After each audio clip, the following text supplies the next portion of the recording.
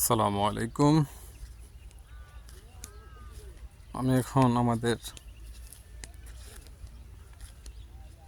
কৃষি জমিতে যাচ্ছি। তো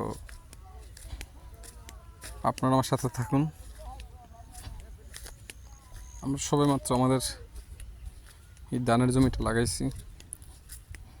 এই যে আমি চলে আসছি, এই হচ্ছে আমাদের ধানের জমি। এই যে আজকে 4 দিন হয়েছে ধান লাগানোর পরে প্রথম পানি দেওয়া হয়েছে। একটা চতুর্দিকটা এক সমান। তো আমি আজকে আমাদের এই ধানের জমিটা দেখাইলাম। ওদিকে অনেক জমি আছে, পিছনে ওই পূর্ব দিকেও আছে অনেক জমি, উত্তর দিকেও আছে। ওই যে অনেক দূর বাড়িঘর দেখা যাচ্ছে।